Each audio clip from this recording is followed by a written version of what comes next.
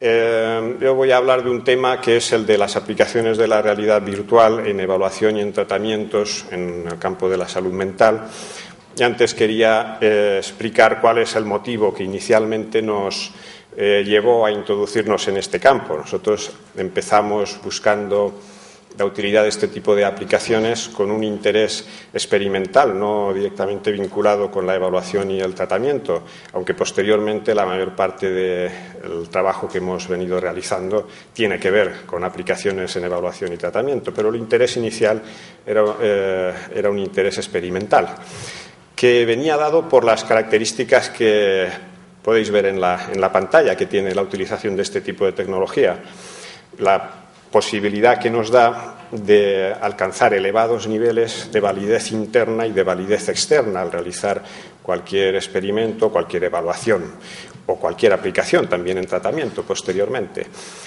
En situaciones de laboratorio es relativamente fácil conseguir elevados niveles de control experimental, de validez interna, pero la artificiosidad de la situación que hay que montar muchas veces hace que la validez externa, la posibilidad luego de generalizar los resultados que allí se obtengan a la situación natural, se vea menoscabada, se vea reducida. Tendríamos aquí la situación de la tecnología de laboratorio tradicional. Otro tipo de técnicas, como los estudios de campo y evaluaciones que tienen lugar en contextos naturales, en cambio, tienen una elevada validez externa, una elevada validez ecológica, pero esa validez externa incrementada va asociada con una disminución de la validez interna. A medida que podemos aplicar pruebas con un control riguroso, con un control informático de las condiciones en las que se presenta la estimulación y se registran las respuestas, pero simulando la situación natural en la cual aquella persona ha de realizar la tarea sin que la obliguemos a hacer aquello en una situación artificial como es la de laboratorio, y esto es lo que permite precisamente la realidad virtual, podemos ganar tanto validez interna, como nos permitían las tradicionales pruebas de laboratorio, como la elevada validez externa de las pruebas de campo, de los estudios de campo.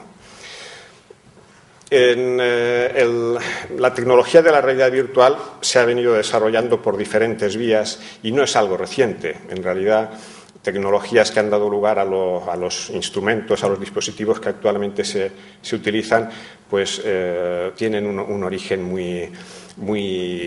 anterior a los dispositivos informáticos que en la actualidad se utilizan. Desde dispositivos que permitían obtener imágenes estereoscópicas y simular la percepción de profundidad, como algunos de los que aparecen en este gráfico, hasta los dispositivos más actuales, ha pasado un cierto tiempo.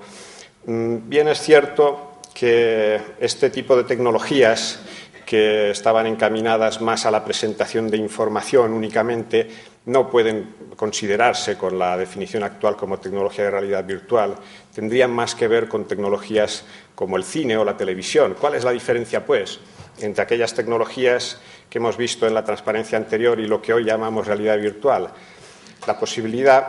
La diferencia estaría en la posibilidad de la tecnología de realidad virtual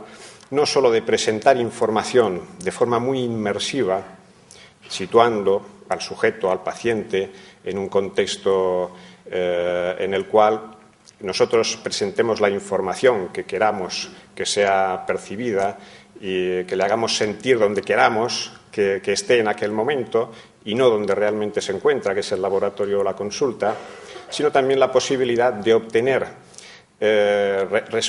registrar respuestas por parte de ese sujeto, de ese paciente, con las cuales es posible modificar la información que se le presenta.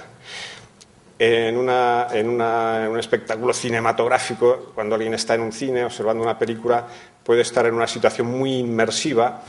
pero no es interactiva, no es una situación interactiva. Las respuestas de aquella persona ante la película no influyen en el contenido de la película.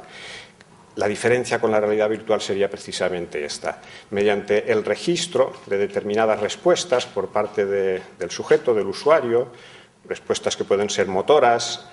verbales o incluso fisiológicas, es posible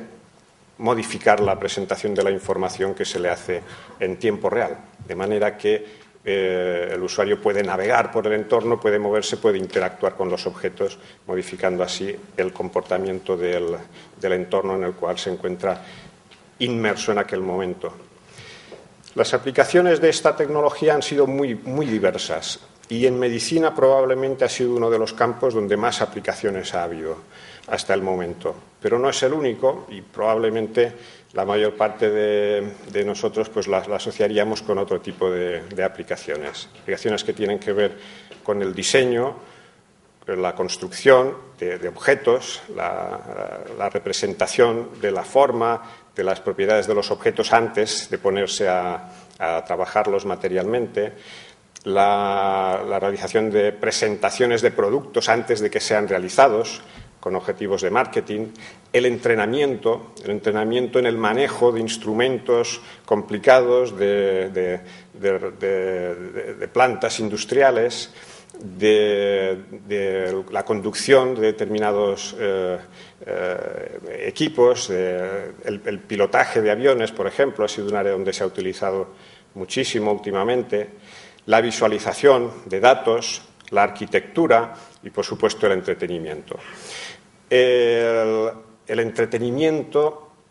es probablemente el área donde esta tecnología ha tenido una mayor difusión. Puede parecer una tecnología exótica, pero no lo es en absoluto. Ya veis en cuántas áreas se aplica. Y si nos paramos a pensar en este último aspecto, las consecuencias que ha tenido en la industria del entretenimiento, entonces podemos ver la magnitud que ha tenido la difusión de esta tecnología. Los videojuegos actualmente son una forma de realidad virtual y los videojuegos en este momento mueven más recursos económicos, suponen mayores ingresos muchas veces para los estudios cinematográficos que la propia película, la propia distribución de las películas. Obtienen más ingresos con la versión en videojuego de la película que con la distribución de la película en sí misma. Se venden más videojuegos actualmente que libros. No sé si esto es bueno o malo, pero es la situación actual. El éxito, la difusión que ha tenido esta tecnología, por lo tanto, es enorme. Es una forma de realidad virtual también el videojuego. En el campo de los simuladores de vuelo es donde se ha desarrollado probablemente en mayor medida e inicialmente este tipo de tecnología, desde los simuladores iniciales de los años 20, años 30, que actualmente nos recordarían más a estos aparatitos que hay en los centros comerciales para subir a los críos, ¿verdad? Pero que se han ido desarrollando progresivamente hasta llegar a montar máquinas de una extremada complejidad que permiten simular perfectamente cualquier situación de vuelo. En función de la respuesta del piloto, la información que se le presenta por las pantallas que simulan las ventanas, auditiva, incluso motora, pues va cambiando y le permite entrenarse en una situación de seguridad. Probablemente estos pilotos no estarían tan tranquilos si este avión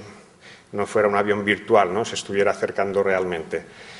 Bueno, esto permite entrenar respuestas en una situación de seguridad con la práctica que sea necesaria hasta que se automatizan las respuestas y en la situación en la que realmente haya que poner en marcha una respuesta adaptativa a una situación de peligro, no haya que emplear un tiempo en la decisión, sino que la respuesta sea completamente automática. De hecho, en el campo de las aplicaciones de la realidad virtual en salud mental, el tratamiento de la fobia a volar fue uno de los iniciales. Para el tratamiento de personas que tienen miedo a coger un avión, fue a principios de los años 90 cuando se comenzaron a realizar aplicaciones de este tipo, además de aplicaciones sobre la acrofobia, sobre el miedo a las alturas. Hay una cierta discusión entre los que se autodenominan como pioneros en este campo, North, Rothbaum, etcétera, acerca de quién fue el que primero publicó una investigación sobre aplicaciones de realidad virtual en tratamientos de este tipo. Hay algunos informes de estudios sobre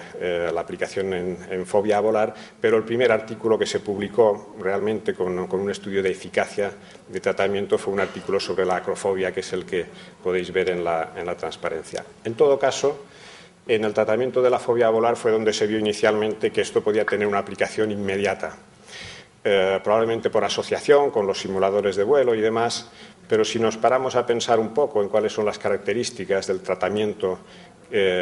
psicológico